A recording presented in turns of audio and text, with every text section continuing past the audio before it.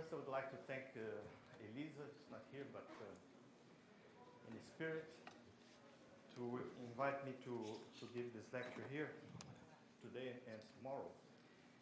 And the idea is to speak to you about this nonlinear optics that can be applied to study different types of materials, but in particular, complex fluids.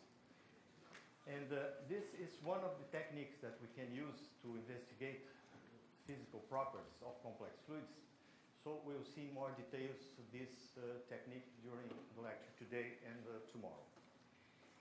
And for what we believe, or what we are speaking about complex fluids, we elected essentially three different families of complex fluids that will be used by us today and tomorrow to investigate these nonlinear optical properties.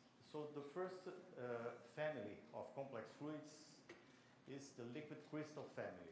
So tomorrow we will speak more about liquid crystals. Another family is the ferrofluids, or magnetic colloids. Today we will speak about this material.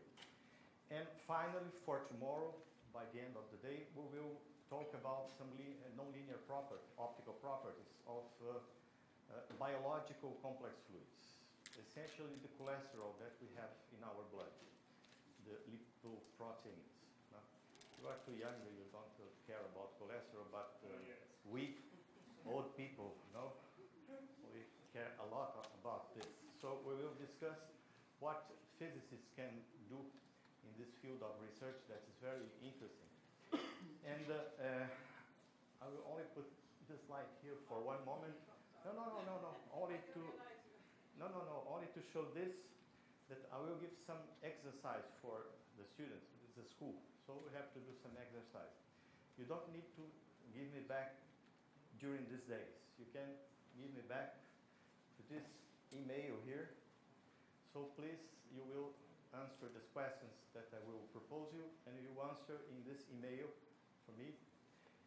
And without this, you will not be able to come back to either schools like that in your lifetime. Well, does that apply to the other lecturers as well? Sure. Well, so I work in the Institute of Physics at the University of São Paulo, but we have some networks in Brazil, which I think is very interesting to tell you about. This is the National Institute of Science and Technology. So this institute is one of the 123 institutes that we have in Brazil. And the interesting point of this institute is a virtual institute, and we have people working in universities, institutes of research, hospitals, people in the departments of, for example, mathematics. So we put all these people together to investigate some particular properties of complex fluids. In particular, for example, the biological complex fluids that we investigate here. It's obvious that we cannot do this work without the help of physicians, physicists, biologists. So all these people come together to this institute, and some of the work I will show you here as applications of this technique, this nonlinear optical technique, which is called the Z-scan, is a work done in the framework of this National Institute of Science and Technology on Complex Fluids. We have about 60 PhD people working all over Brazil on the different types of specialties. So this is some list of collaborators that work with us, people from different universities, people from hospitals, and these guys here are the guys which prepare the magnetic colloids, the ferrofluids that we'll show you during this lecture. Well, so nonlinear optics, what is this? No? Essentially, what we can say as a turning point in the investigation of the optical properties of different materials, not only liquid crystals, complex fluids, but solid crystals also, is the advent of the laser. So the laser was essentially, I will not say discovered, but constructed. In this 1960, this guy here obtained this coherent line, which has a very interesting property. And the property is that the coherence length of this light here, so you have a mirror here, a crystal, another mirror which is partially reflecting, partially transmitting. So we have a cavity here, the energy source which comes directly to this crystal, and when this light is confined in this cavity, in some particular conditions, it will go out through this partially transparent mirror, and we have a light with a very large coherence length. So this is the first question you have to answer me. What is the coherence length?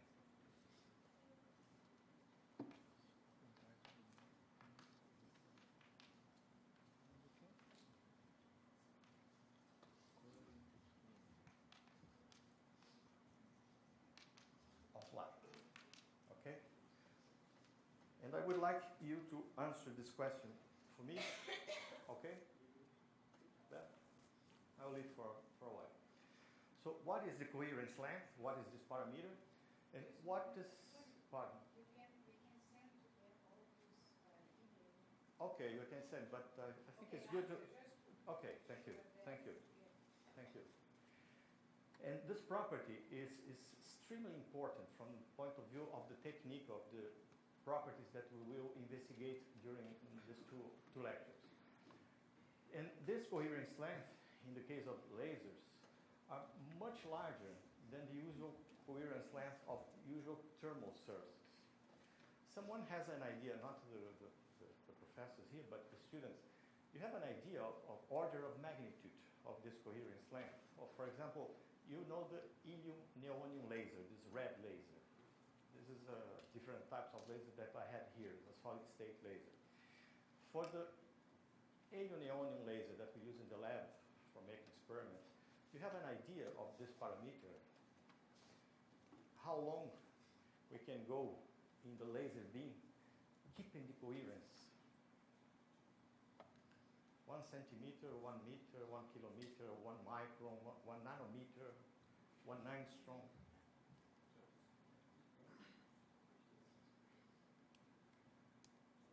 Meters,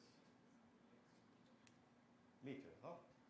And in the case of solid state laser like this, or a good laser that we have in our lab to make this kind of experiments.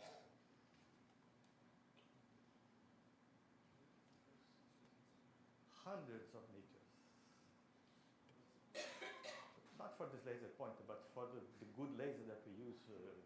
But this is a solid state laser, okay? In the case of solid state laser, for example, spectrophysics, coherent, all this stuff. So very good lasers, we can have until hundreds of meters of coherence. So I give you some hints already, and I would like you to speak about it. Pardon? Why? Why? This is the second question.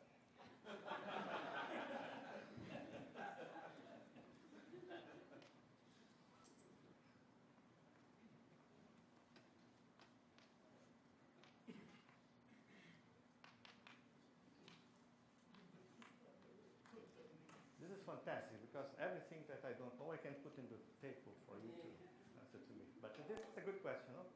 If the experiments we do are experiments in a table, an optical table, typically 2 or 3 meters, okay?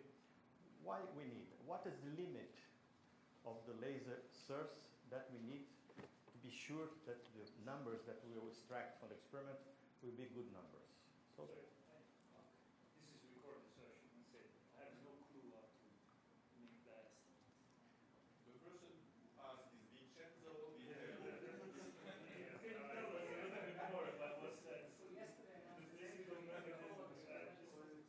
Yeah, yeah. Some clues. Some clues. Yeah. You know how we produce the laser light? Inversion of population in the cavity. Yes. So yes, the Ruby crystal here, so you have to pump some energy to it. The electrons go up to the next levels, and after they go down. But when they receive the information, not only from this source, but from this other source, okay, you have an inversion of population, and all of them goes down at the same time. So this gives the clue you want, okay? Well, so before this year here, we had only thermal sources, essentially thermal sources to make experiments on optics. So linear optics, okay, you can do that because the intensity of the field is not so high, okay, will not disturb very much the material that we will investigate, so linear optics is okay. But if you want to see what happens if a very high electric field, modulus of the electric field, interact with matter, you need something where the modulus of the electric field is very high. So this is the essential characteristic of the laser to give us the possibility to make some new experiments. Well, so this high intensity, as I told you, is obtained basically if you have a very high electric field in the beam, in the laser beam we are working. Until now we had only this type of visible or infrared spectral region, and now with the laser we can extend this region to a very broad region in terms of wavelength. So now we are able to do that with the lasers. The electric field that we have will now be very intense, very large. The modulus of this electric field is very high. So it will modify the properties of the medium where it will interact with. And in the reverse, the medium will modify the propagation of the beam across the medium. Okay? So in these two lectures, we will speak about only transparent medium, where the absorption is not so high. Okay? So we are dealing with very high electric fields interacting with matter. This matter has the property of let pass a large amount of photons. These photons will also be, the source will be changed by the interaction of the medium with the electric field, and what will change is essentially the index of refraction of the medium, but not the linear index of refraction that we are used to. When we measure the index of refraction of water, for example, we made an experiment with a natural light source to measure the index of refraction, but now we are speaking something which is different from this. This is a nonlinear optical properties. The index of refraction will change as a function of the interaction of the medium with the electric field, and also the absorption coefficient will also change. And we will see at least two different physical processes where we can understand what is going on to change the absorption of the medium when it interacts with high electric fields. So this is what I told you. The light promotes changes in the medium, and also the medium changes the propagation of the beam when it crosses this sample. Well, basically, if we want to speak in some equations, you obviously recognize these four equations here. Basically, the nonlinear optical process occurs essentially in two steps, if you can divide this in two steps. The first one is that if we are dealing with a medium which has a dielectric constant, for example, is not vacuum, is a medium, is a material. So we have to work with this displacement vector and the H vector here, which are both function of the field, electric field and the magnetic field. After that, we put this in the Maxwell's equations, and there's nothing more than this. After that, we will see only what happens when an electric field interacts with matter, and after we will see what happens in the far field to see the absorption and the refraction. It's essentially this. There's no more clues from here. Sometimes I make these things for you to wake. the idea is the following. When you learn in the, when you learn in the classical electrodynamics, when you have a medium with a particular susceptibility here interacting with the field, what you have is essentially the polarization. So this is what we learned. So this polarization here is written essentially, this constant here is the constant which makes the proportionality between the electric field and the electric polarization. So this is the modification we induce in the medium by the interaction with the electric field. The question is, what happens when the light, which is interacting with this material, has a very high value of this electric field? Probably this type of formula does not bring to us the complete physics of the problem. So what we can do essentially is expand this polarization in high orders of susceptibility.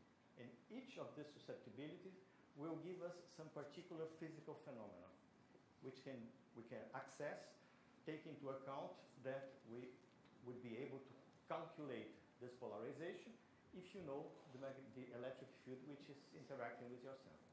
So essentially this is the physical idea. So the electric polarization here, if you forget all these terms here, is what you find in your textbooks of the second year of physics. Okay, the polarization is proportional to the electric field, okay? But if you take into account now that the electric field has a very high modulus, very high intensity, is squared, you can have high order susceptibilities. So this is a second order susceptibility, third order susceptibility, and we can go to what we want. There is a group in the northeast of Brazil, a very good group on optics, which investigate the fifth susceptibility, the susceptibility of fifth order. So the number which they get for this chi is extremely small. They believe that they find this. They published this in Joasabi some years ago, and I never saw this. It's a very small effect. Please. What kind of intensities did you use? Wow. Terahertz lasers, so you confine the intensity in very short pulses. So if you focus this, not very small piece of sample, you can have some information about this, which cannot be described by the all orders of susceptibility before. So this is the chi1 we are used to write down in our textbooks, and the other susceptibilities are present. And what is extremely interesting will be the third question I will propose you here, is that depending on the symmetry of your medium, some of these susceptibilities must vanish. Okay? So depending on the symmetry of the medium, some of these susceptibilities must vanish. Well, for example, what I mean by this symmetry characteristic of the medium. For example, if you are here in this room, this point has inversion symmetry. Okay? What happens in this side happens on that side. Okay? But if you are near this wall, what happens in this side of the wall is completely different from what happened in the other side of the wall. So here we have an inversion symmetry in the bulk of this material, but in the surface we don't have this kind of property. So what I am telling you, I am proposing as an exercise to write something about. It's not necessary to be too long, 2 or 3 paragraphs. So why symmetry defines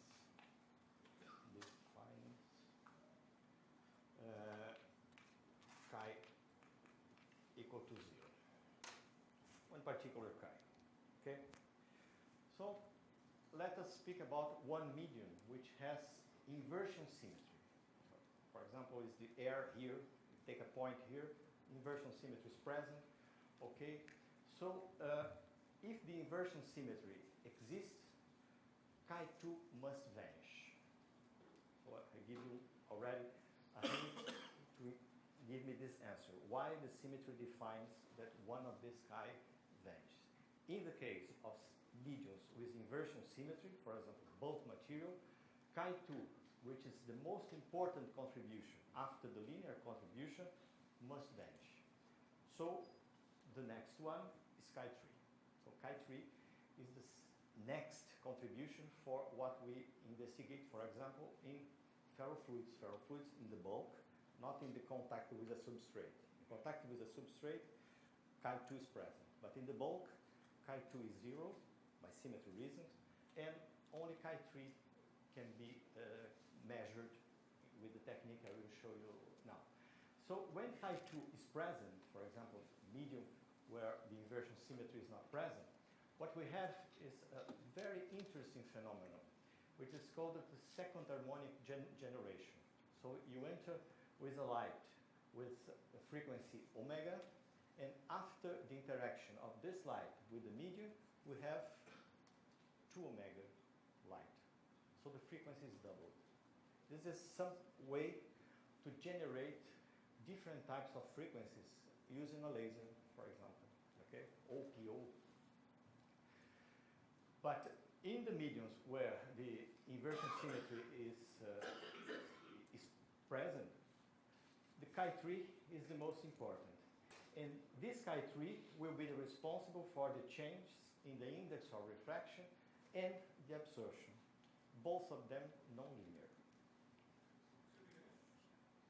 Yes? No, no. Yeah, when you put a magnetic field, it's different. This is a very good remark. I'm speaking about ferrofluids. I didn't tell you about what is a ferrofluid, but imagine that you have small magnets in water. Okay, if you don't put a field, this is a homogeneous medium without the net polarization. There's nothing there. Magnetic polarization. Okay, when you put a field, okay. So this is a different condition that we can investigate. So in the case of this medium with chi2 equal to 0, so it's a bulk material without magnetic field, we have the nonlinear contribution. The first one, which is most important in the expansion I showed you before, is the third order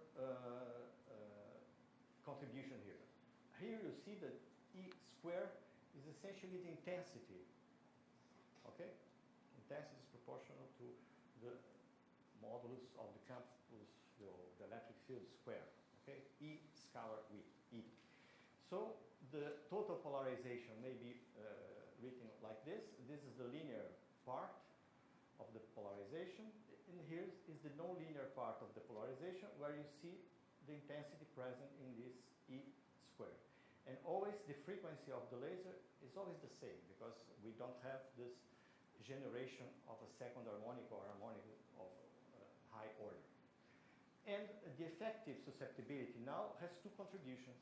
The linear contribution here, and another contribution, which chi3 is present, but you see that the intensity of the beam is present also. When you are dealing with thermal sources, like for example lamps, where the intensity of, where the electric field is very small, so this term may vanish, essentially may be discarded, and you have the effective susceptibility, essentially the susceptibility, the linear susceptibility. But if not, you can take this into account. So as I wrote in the former slide, the nonlinear polarization now can be written in terms of chi3, it's here, okay? So the nonlinear polarization divided by the electric field. Here you have the contribution of chi3. Here is the intensity of the beam, which is here, okay? And the other parameters are essentially constant. This n naught here is the linear index of refraction, the permittivity of vacuum, velocity of light, so everything is known. So if we are able to measure chi3, okay, we'll show you how we can do that. We are able to construct, for example, expand this polarization of the medium until at least the third order. So the intensity is written like this, okay, no problem. And the index of refraction will be this square root of 1 plus the chi effective. Remember that if you have not this third order contribution, it's the usual index of refraction, the index of refraction normal, linear. But if not, we can have all of this. So the index of refraction now is a contribution which comes from the linear part of the interaction with the medium and the nonlinear part. Look now that this N2, which is called the nonlinear index of refraction, it has dimension differently from N and N dot, okay? It has dimension because if you multiply N2 by I, which is the intensity of the beam, you have a dimensionless parameter, okay? So this, what we are speaking about, is named optical Kerr effect. So optical Kerr effect is essentially a modification of the index of refraction due to this nonlinear contribution of chi3. Okay, so this is a very interesting table which gives you some orders of magnitudes of N2, chi3, and the response time. Because this is another important thing. When you have a field, a very high field, interacting with your medium, it depends on the time of this interaction and the time of the response to this interaction. You may have different phenomena.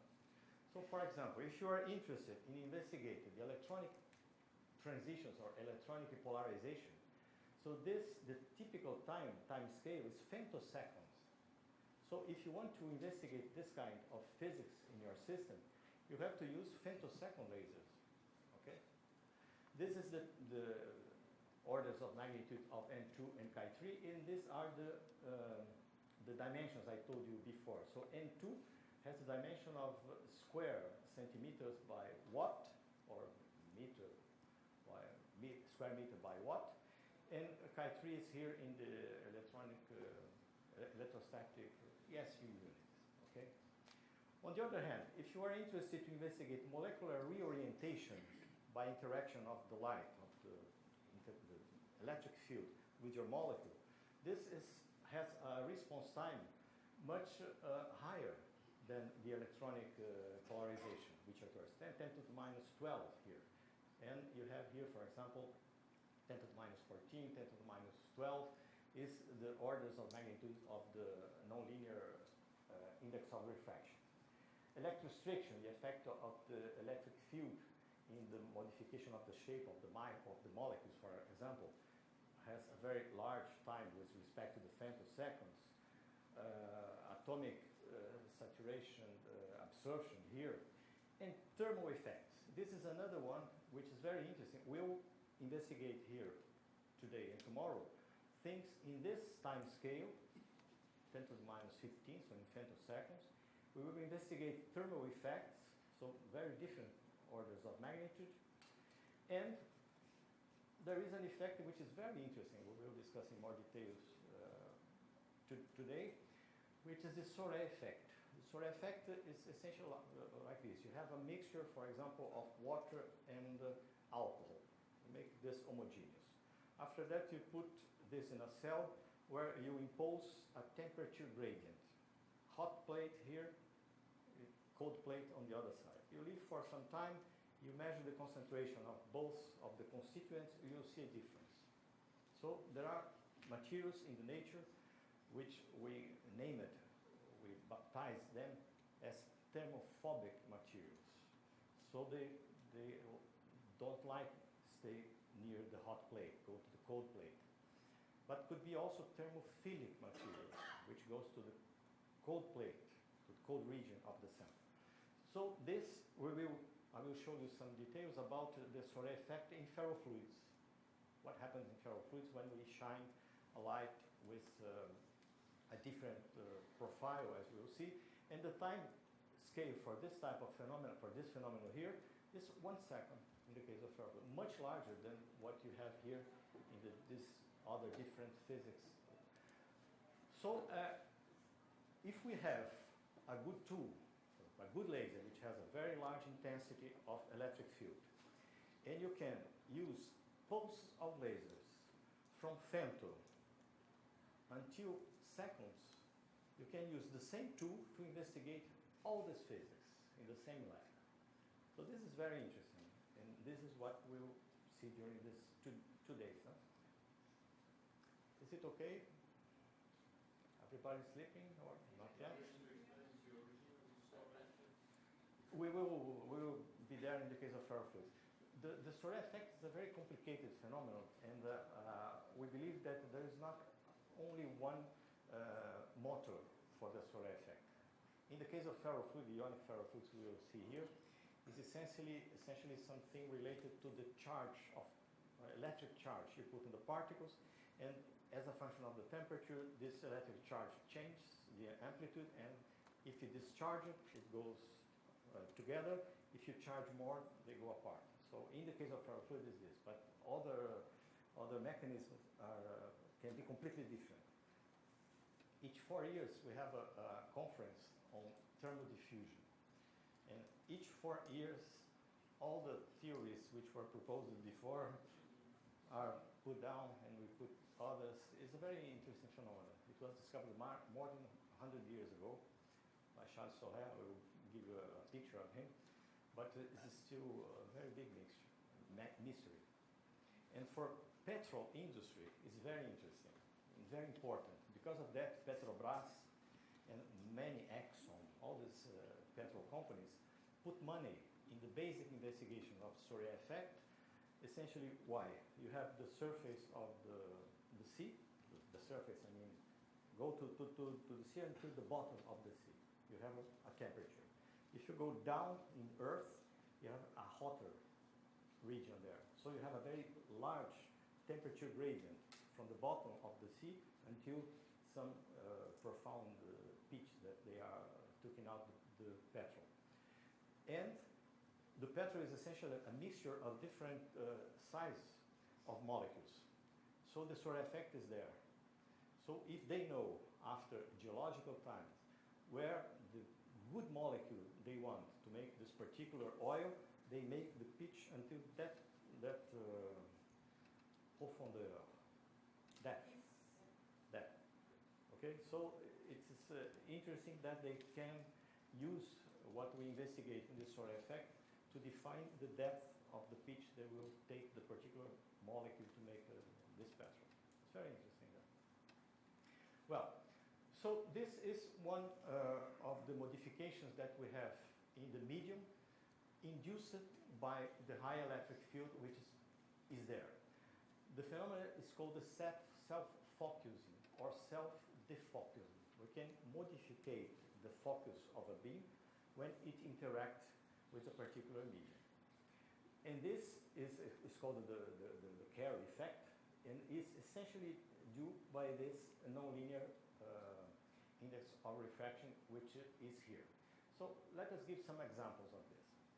So imagine that here you have a beam, a laser beam, for example, like this one, which has a profile which is called a Gaussian profile. What is a Gaussian profile? If you look here, the intensity of the beam far from the central region of the beam is small. When you go to the center of the beam, it's more intense, and you go out, it's less intense. Okay, it's a mountain. Okay, it's a peak like that, it's a Gaussian beam. So more intense in the center, less intense in all the borders. Okay, you have plane waves here. If your medium is a linear medium, so it will not modify the velocity of propagation of these waves here. It does not depend on the intensity of the beam, so we will have the same plane waves outside the sample. So it's completely transmitted. You have not focusing nor defocusing phenomenon. But imagine if your material here is a nonlinear material, where the index of refraction, now as we saw before, depends on the intensity. Okay? So in this case, you see that we have a deformation of the planar front wave here. So what happens is, like you have here a convergent lens. Okay? So it's an effect of self-focusing. The laser which passes through this material is focused by this interaction with the medium. So it's essentially a modification of the index of refraction, well, which in this case increases with the intensity. So the index of refraction here is higher than the index of refraction there. The velocity is inverse of the index of refraction, so it goes slowly. And when it passes, it will be focused. So this is what we call, in the case of the thermal phenomenon, the thermal lens. We create a thermal lens.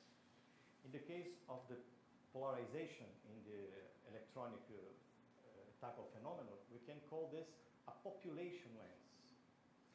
In the case of the Soré effect, we can call this the matter lens. Why?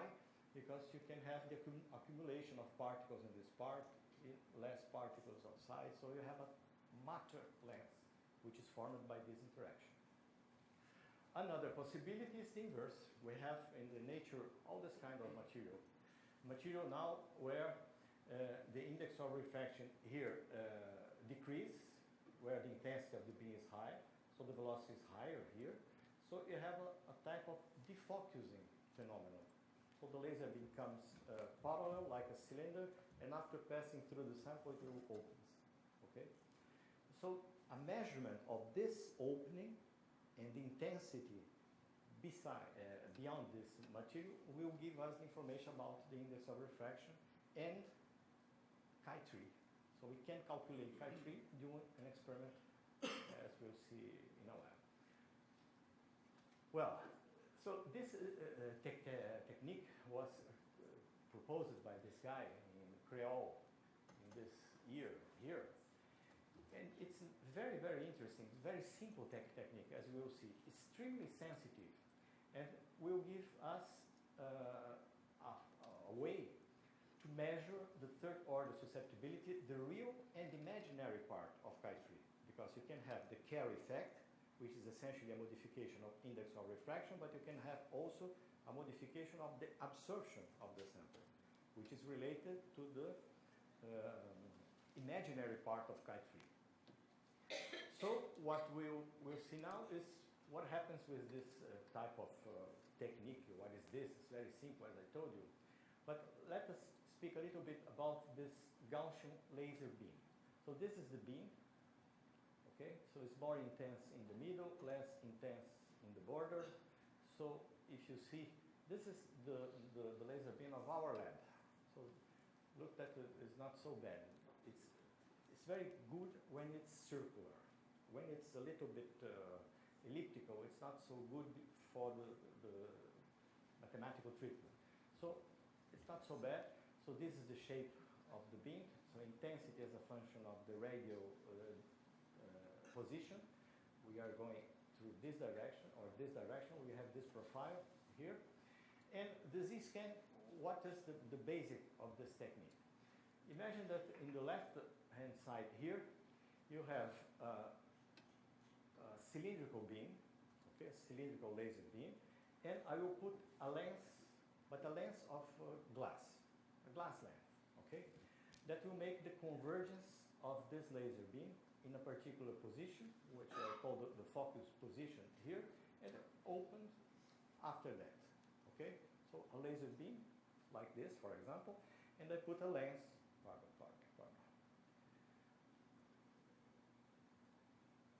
Oops, too much. I was pressing something. Okay. So a cylindrical beam here, a glass lens in a position nearby, so we have the focalization of this, opens after, and we have some geometric parameters here, which is the width of the beam at the focus position, geometrical parameters, essentially. But the important point is that the laser is now focused by a normal glass lens. Okay, I did not put my sample until now. After that, I will make the following. I will put a detector in the far field. Okay, so this is the lens I told you before, a glass lens. I put an iris in the front of this detector. Okay, so I want to take only the rays which are essentially central rays here. Okay, and I will take my sample, and this sample will go through this direction. We will scan the sample along the z direction because it's called the z scan. Okay. Well, the power of the beam is obviously constant. I cannot change the power of the beam. But you are convinced that intensity of the beam changes as a function of the position here. Can you see this? Someone are not seeing this? Everybody see? Because intensity is the energy per time per square meter. So if we reduce here the surface where all the beam is converging, the intensity is higher. So the intensity here is lower, higher, and lower. And imagine that if you have here a lens, could be a matter lens, Soré effect, thermal lens, in the case of the thermal effect, or population lens, in the case of electronic effects, which is, for example, a convergent lens. When it is far from the focus, we have here some constant intensity detected by the detector. But when this sample approaches the focus of the beam, the nonlinear properties comes. And what happens is that if we diverge the beam, less energy will go through the iris. Okay? And if it is the inverse, more energy goes to the iris. So the idea is to measure essentially this transmittance as a function of the position. Well, this is some technicality, but I think it's interesting to tell you. From the experimental point of view, we want to get rid of all the linear effects which are present. We have to remove all these linear effects to be sensitive just to the nonlinear part of the photons we are detecting. So to do that, we measure the power when the sample is in the z position, okay? And we divide this by the power when the sample is very far from the focus. And far from the focus, only the linear part of the phenomena are present. So when we do this, we remove the linear part. So what we'll have here is essentially the normalized transmittance as a function of the z position without the linear effect which is present in the photons we are detecting. And why is it factorized? Yes, we can show this. We can show that it's not an obvious thing. Yes, it could be something like a sum up, but it's not. It's factorized. It's factorized. Can I ask you something really dumb? Can you do something to your medium in such a way the medium responds completely non-linearly? Yes. For example, if you apply, in the case of ferrofluids, for example, if you don't put a magnetic field, in the particular conditions, it is essentially linear. But if you put the magnetic field, this nonlinear contributions comes. For example, the chi2, which was not present. But if I want to get rid of the linear one completely? What you can do with, to remove the linear. Yeah, by acting on the medium. It would be equivalent of taking an elastic system and sending modular to zero. Understand. No, I didn't thought about that. I don't know. I will think about it, but I don't believe. But it's strange enough. Is it strange? I thought maybe with the metamaterial. But not in the thermal, because in the band gaps in the thermal region it does not play a role. So, yeah. Well, I will think about that. So, this, what I told you before, is now in this picture. Okay, so this is, for example, a sample which has N2 greater than 0, positive. Okay, when it is before here, what happens is look here. What is happening? If you are in the left side of the focus, you have a divergent lens here, so you have less photons arriving in your detector. So when you make the Z scan in this left region, you go to that. After you pass to the other side, it becomes a convergent lens. So more energy you have. So this is the typical Z scan curve, which is the normalized transmittance as a function of the Z position. So this is what we have in our actual experiment. And after that, we can make some theory and fit expressions to get chi3. You can have both, as I told you before. This is normalized transmittance as a function of the Z position. So this is a divergent lens, and this is a convergent lens. So only inspecting what you have in your detector, you can at least define the sign of N2.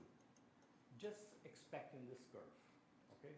N2 is positive or N2 is negative.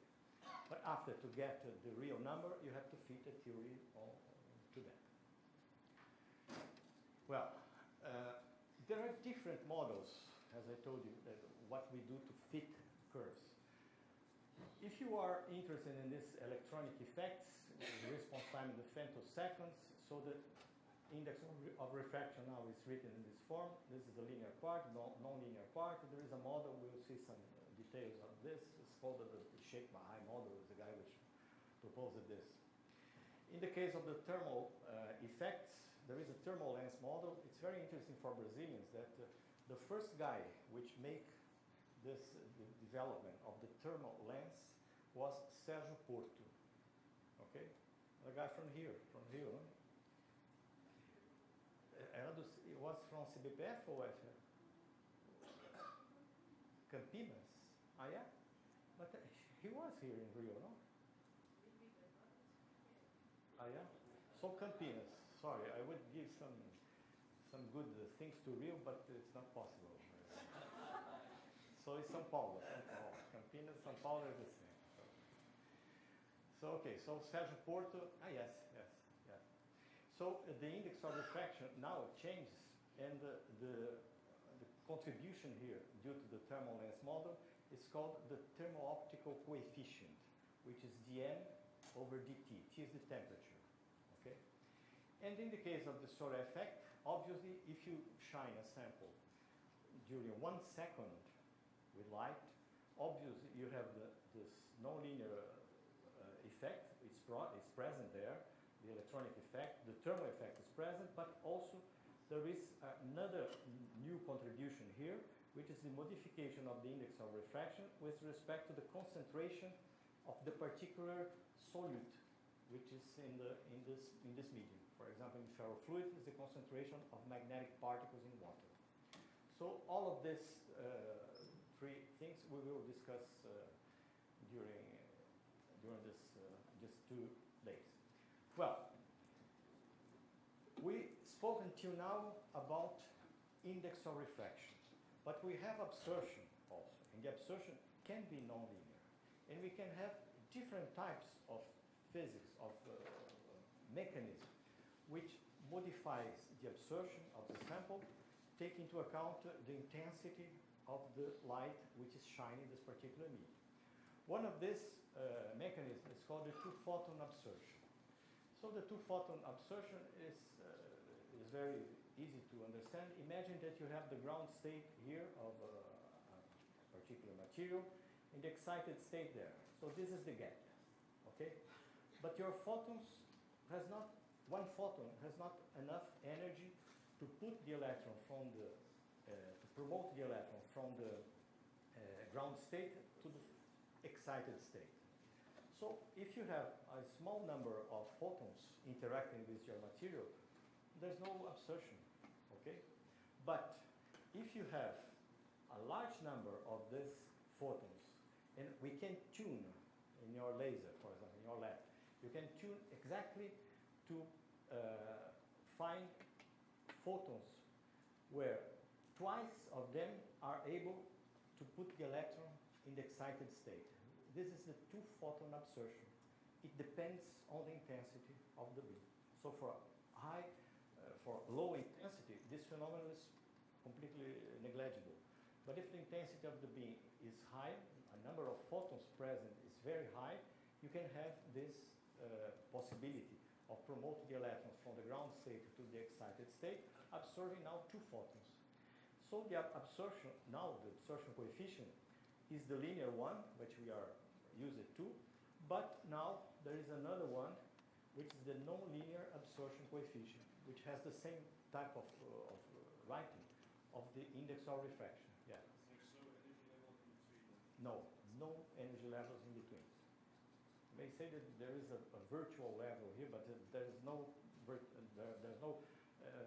real energy level in between. So if you send one photon only to this electron, it will not be absorbed. If you put more photons, they can absorb two photons and go to the excited state. This exists, we have in the lab every day. I think here also in CDPF, people working with the fibers, optical fibers. PUC. Wow. Okay. There is another possibility also of nonlinear absorption, what we call well, the two-photon. Okay, it is called the free carrier absorption. Okay, so now the energy of the gap here is smaller than the energy of the photon. So if you send one photon, okay, it will be absorbed without problem. But if you send a lot of photons, what could happen is that this photon, which absorb one, absorb a second, a third, and more photons you put in contact with this medium, more will be the absorption coefficient. This is the density, how we say that, number density of this holes here that can have the electrons, and this is the cross section. So we can, using the technique I told you before, we can measure both beta and sigma of different types of media. And this could be very interesting for technological applications, okay, for transmission of signals, informations, etc. Well, one thing that we can do is investigate the nonlinear optical properties, which are modified by confinement, for example. Okay, if you have both material and nanoparticles of the same material, for example, magnetite or magemite, some kind of iron oxides, and the bulk properties can be very different from the properties in these nanoscales. One of the candidates to investigate this kind of modification of nonlinear optical properties are the ferrofluids. So what is a ferrofluid? It's essentially magnetic nanoparticles, 10 nanometers diameter, typically. Here I put in water, okay? So you can take iron or iron oxides in water. There are two types of ferrofluids, depending on how you stabilize these particles in a polar or non-polar fluid. We can have this material, for example, in oil, not only water, but in water I think is more interesting. So one of these possibilities is to charge these particles with electrical charge. Okay, can be positive or can be negative. So we have ionic ferrofluid, acid or alkaline. Another possibility is put some amphiphilic molecules around the particle. Usually the polar head has a very active interaction with the surface, and the non-polar head is here. So the first layer of surfactant make particles with paraffinic chains, which will be in contact now with oil. Okay, so in all the computers we have, the hard disks, for example, they have ferrofluids in the shaft because you have to change the hard, to rotate the hard disks, okay? The motor is outside the hard disk, but you have to put this movement inside the hard disk. How you do that? Here you have air, which is dust, a lot of dust. And inside, where the hard disk is very clean. It was prepared in a clean room. Now, how we do that? We put a shaft here, a small amount of ferrofluid, oil-based ferrofluid, and magnetic field gradients around. So this oil will never go out of this position. So all computers we have has this type of material inside. Magnetized particles with one layer of surfactant around this paraffinic chain in contact with oil. If we make a second layer of surfactant, now the paraffinic chains are in contact with them and the polar head are in the outside region. So you can put this material in a polar solvent like water. Okay? This case is ionic ferrofluids. You are only allowed to put this in polar fluids like water. Okay, you cannot construct ionic ferrofluids, put this in oil, for example, in non-polar. It's obligatory to be in polar liquids. Well, so as I told you, it can be acid or alkaline, simple or double surfactant layers, and we can have now, we can understand why we have a stable solution. A stable solution, why? You have a repulsive interaction, which could be steric interaction, excluded volume, for example, because you have the molecules around the particles. If they try to come together due to the van der Waals interaction, they are repelled by excluded volume. Or if you have charges in the particles, they are repelled by the electrostatic interaction. They have the same charge, it goes back because they have the same charge. So if you sum up these two contributions, the van der Waals interaction, which is attractive, and the repulsive interaction here, which could be or electrostatic or steric, we can have this type of potential, and here is the potential energy as a function of this distance between two particles, and you have a minimum here. And this minimum is where you have the equilibrium distance between the different particles inside the ferrofluid, so we have a stable solution. So these ferrofluids, they have a very small magnetic moment, okay? So 10 to the 3, 10 to the 5, mu b is here. So when you put a magnetic field in contact with a particle here, you can have essentially two types of phenomena. One of them is the rotation of the magnetic moment, but not a rotation, a physical rotation of the particle. This is what we call the Nel rotation. But we can have this type of process also. The particle as a whole can change. It depends on the coupling between the magnetic field and the magnetic moment of the particle, and another parameter which is typical from the crystalline structure of the particle, which is, we call the magnetocrystalline constant, okay? So it gives you an idea of how stiff is the magnetic moment attached to the crystalline structure, okay? So depending on this balance, we can have one type of phenomenon or the other, or both are present. This material, this ferrofluids, is very interesting to tell you what is the story of this ferrofluids. You can buy, Pardon? can you buy ferrofluids for such types? Yes. That's commercial. Yes, yes, we have commercial. Type Yeah. We can buy this. There's no problem. The question is to buy and to make physics experiments with them is very complicated. It's better to have chemists in your lab to make this material, and this is what we did. Because secret, industrial secret, they don't tell you exactly what you have inside.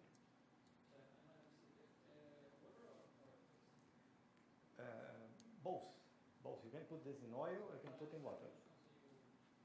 We will work with water base.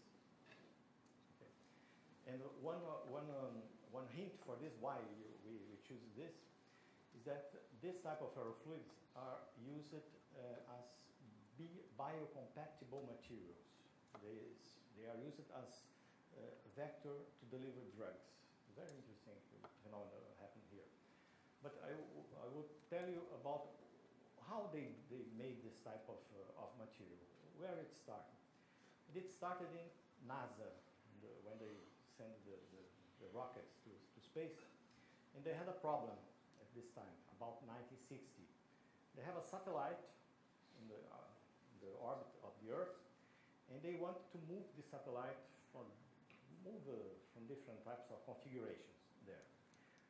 Well, and they have a motor, and they have a reservoir for the fuel. Well, how to put this fuel from the reservoir to the motor? How we will make the fuel, make this translation? How they want to do that? You can put a motor there, but a motor in space is not good. Very heavy energy, lot of energy, so it's not a good solution. So they give this problem to the specialists in NASA, and what they propose it? Okay, we will put this type of particles, we'll mix with the fuel, okay, and with gradients of magnetic field, we will put the fuel from the reservoir until the motor, okay? So most of the satellites we have now, satellites more sophisticated that need this type of movements, use this technology. Please. That doesn't bring problems with the motor? No, there's no more motors now. Pumps. You don't put more pumps. There's no need. And this is used now, for example, to dope liquid crystals, to orient liquid crystal with very small magnetic fields. Without the ferrofluids, we need about 10 kilogauss to orient usually liquid crystal. But if you put this inside, you mixed with the liquid crystal, you can use fields of about 100 gauss. This was proposed by Degen in 1970. A very nice paper in the Journal de Physique, Lettres. Very nice paper with Françoise Brochard. So this material is some type of solution searching for problems. Okay. One of the problems that this material proposes a solution is what I was told here, is to deliver drugs. And another one which is very interesting is that we can use this phenomena here, which is the Néel rotation of the magnetic moment, putting, for example, a high frequency magnetic field interacting with the ferrofluid. It will hit the ferrofluid, and imagine if this ferrofluid is inside a cancer cell. Okay? If you hit the cell 6 degrees above our temperature, the cell will be killed. One cell.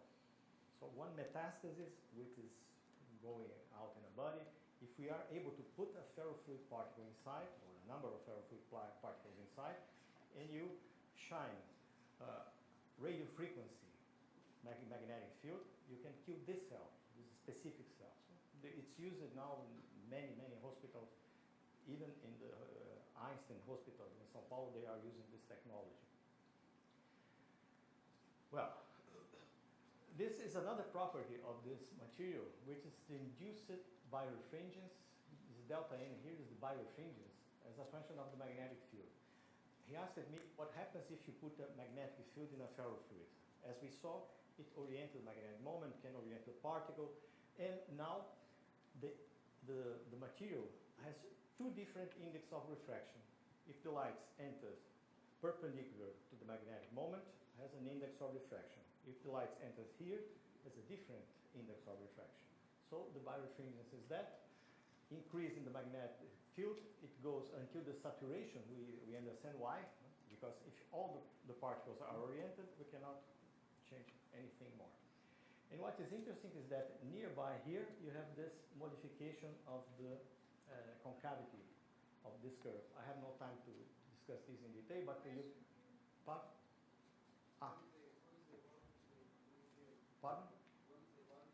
The value of the magnetic field. Here you can go into 1 kilogauss maximum. 1 kilogauss is enough to saturate completely. 1 kilogauss here, okay, in this part. In this region here, you're about 10 gauss, 20 gauss, so it's very small. You see that it starts from 0, almost a tangent, horizontal tangent here, and after increase and after change to saturate. So this region in magnetic fields is about not more than 100 gauss, not more than this. And here about 1 kilogauss. Okay. Well, and when the people make the ferrofluid, the chemists, there are different types of ways to make these particles, but it's interesting that in all the ways they prepare it, this is essentially the size distribution function, which is called a log normal distribution function. Okay? So this d dot here is the maximum. You have 10 of the order of 10 nanometers here in this example. There is the sigma, which gives you an idea about the dispersion in terms of diameters. But ferrofluids comes from 2 nanometers until about 16 nanometers. More than this, you have what we call the magnetorheological fluid, which is different from the ferrofluids. It's not a stable solution. Here is a stable solution. So from 2 to about 16 nanometers, we have this type of log normal curve. So you have more particles in the right side, less particles in the left side. So it's with this type of material that we work with. And the idea is to ask chemists to make this as small as possible. And we have different types of ways to reduce this polydispersity of the sample. Well, so one of the samples we investigated here is the surfacted ferrofluid, Fe3O4, 10 nanometers. In this case here, I will show you something which is oil-based, so it's not the water here. Here is the oil, it's paraffinic oil-based. Volume fractions is not so important, room temperature, and this is the Z-scan experiment. Okay, we take the sample, we make the scan. This is the focus position, and we scan the sample around this position here. Look at that. Here we have another lens. Okay, can you tell me, someone, why I put a lens here and remove the iris here? What I will measure here? N2 or not? Remember that we have 2 parameters, N2 and beta. N2 and nonlinear index of refraction. Beta is the nonlinear absorption. So this setup here is made to measure what? N2 or beta? Beta. Okay? Because we take all the light that is passing through the sample and we converge in the detector. So we have 2 types of setups. One of them with the iris. Without this lens here, we measure N2. Okay? If we remove the iris and put the lens, we take all the light and we measure beta. Obviously, we can use different types of lasers, wavelengths, different types of frequencies, from femtoseconds to... Okay. So let us speak a little bit about how to choose the good wavelength. So this is a problem for the experimentalist. I have to choose this wavelength. So this is a measurement of the linear absorption of the sample as a function of the wavelength. Okay, the spectrophotometer, you can measure the absorbance, linear absorption, as a function of the wavelength. So this is our ferrofluid. Has a peak here, and after goes down into this wavelength in nanometer. We can use this particular measurement to make a plot to have the band gap of these nanoparticles. So this is the plot, which is basically this. I can, in particular, after tell you why we do this particular plot, But this is something which is proportional to square root of the absorption, the linear absorption, as a function of the energy of the photon. So this almost linear region here gives you an evaluation of the energy of the gap, which is about 0.95 and 1.9 eV. Okay? And we choose, for example, this 532 nanometers wavelength for the laser because we are now with energy which is larger than the energy of the gap. So which physics we will take here in terms of absorption? Remember that we had two physics, two mechanisms. Two-photon absorption and free carrier. Which is the one we will investigate with this setup?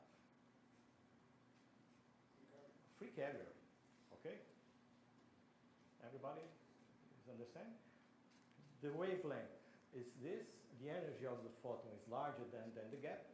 So if we increase the intensity of the beam, we will take the absorption due to the free carrier absorption. Well, you can forget this.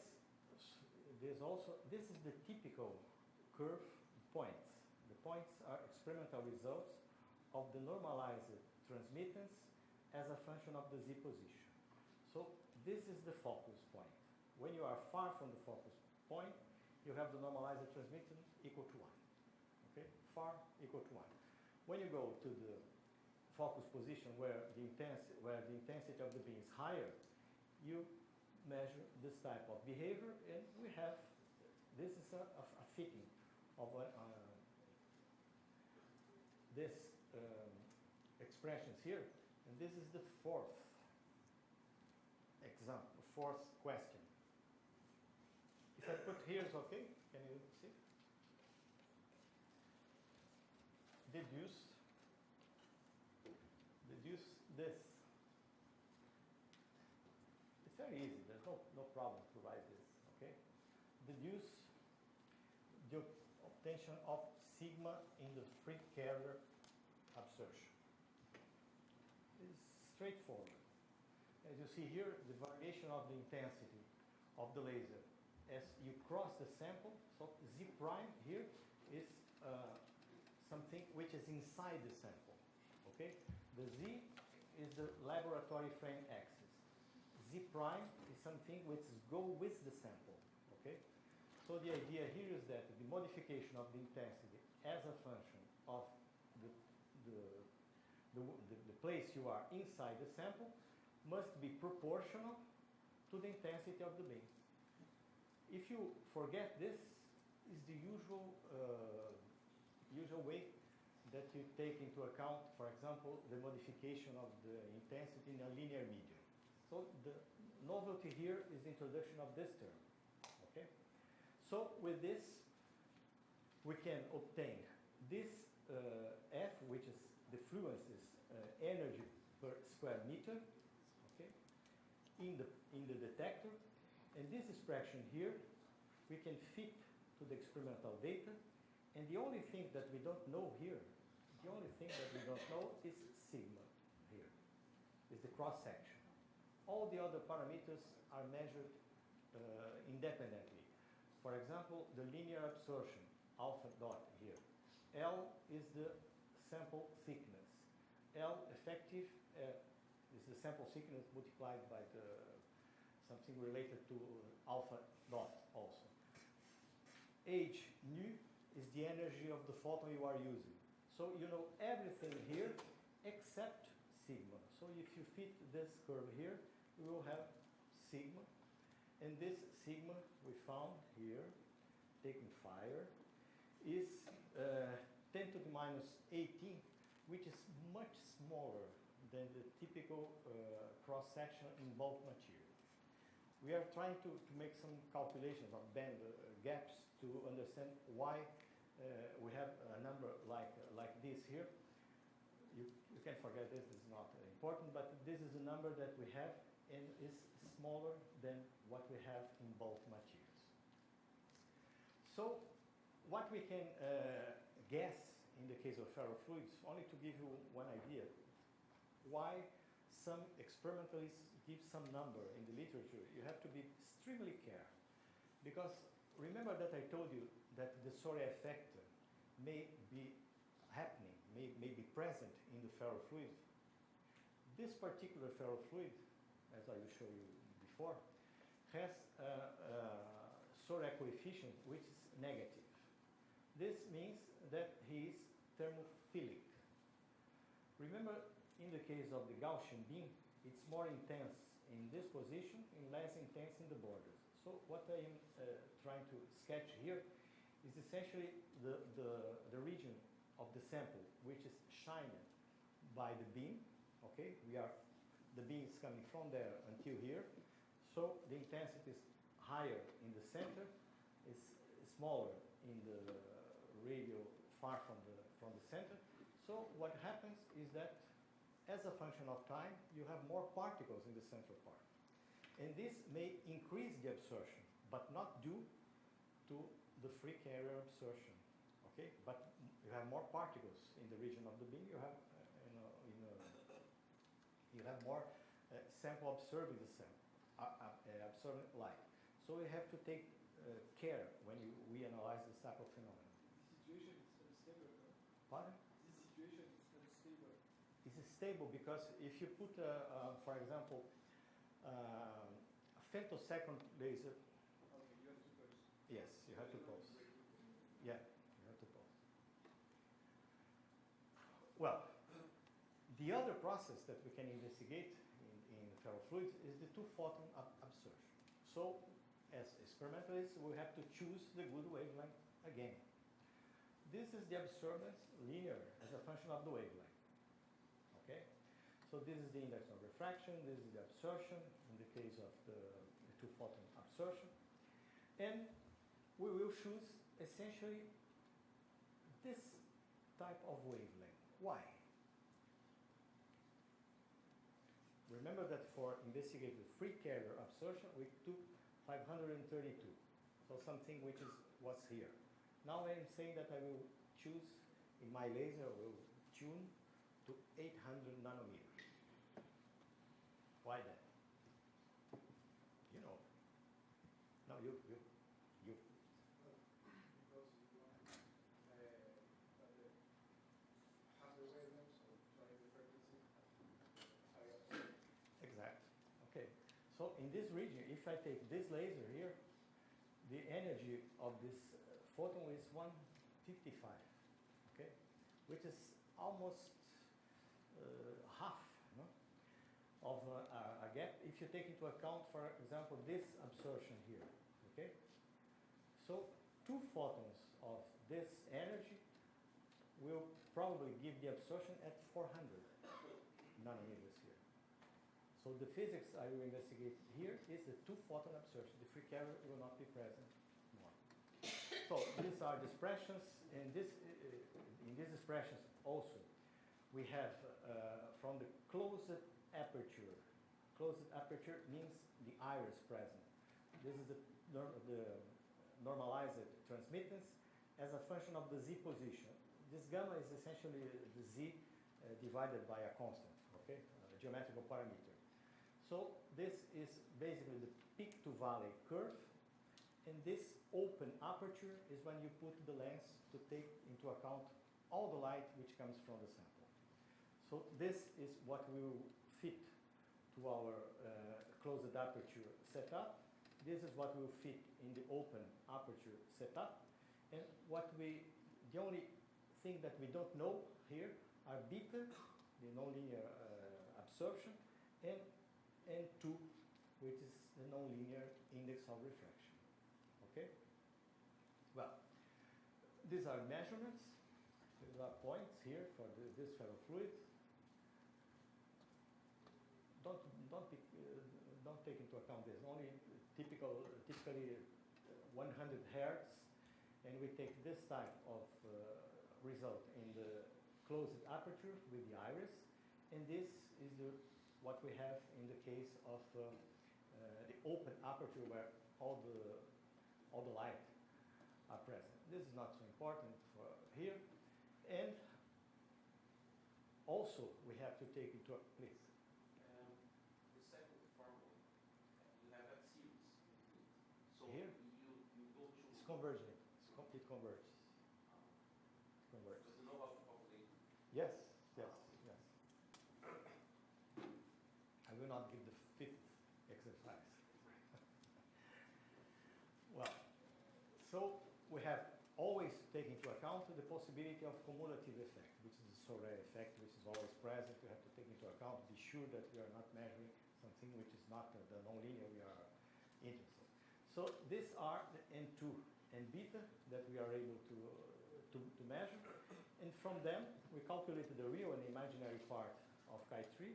And here we have numbers for chi3, which are typical from the two-photon absorption in the case of ferrofluids.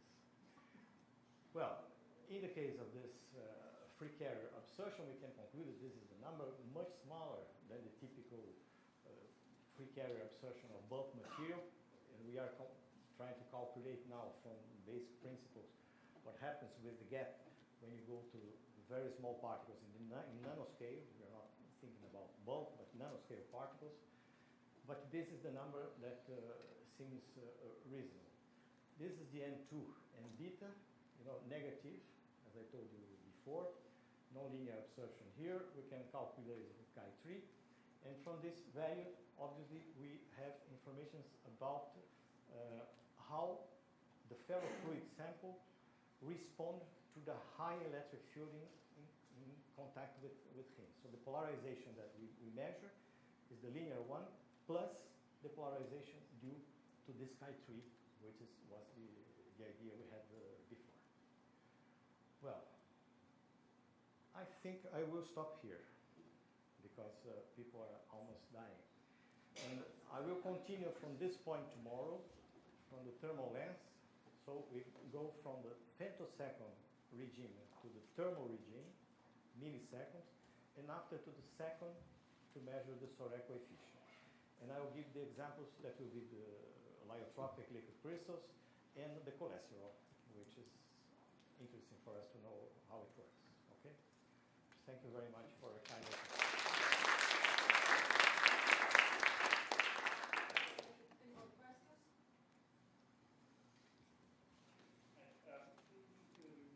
I gather that you can measure the polarization field of light. And if you look at the fine structure of light, you can see things like umbilical points, meaning there are points where the polarization forms something like a defect. Yeah. Is it possible, as Barry and company are calculating the density of this stuff, Singularities, yeah. of the singularities if you know the power spectrum of the gas and sig. Yeah. Now here you're doing nonlinear stuff. Yeah. And I'm wondering, in a beam in which you know, for example, that the field is going to be Gaussian plus perturbation, which should be directly connected to what you have in terms of electric field perturbation. Can you still measure those densities actually? I think so. I think it's possible to make that. I think I don't see in principle any problem to make this type of measurement. And I guess you could start with the medium, which is initially Yeah. the Gaussian statistic, let it evolve according to some rules, and Yeah. then dynamically measure that quantity Yeah. as a proxy for the. Yeah, I think there's no problem We to can do that. calculate these things. Yeah.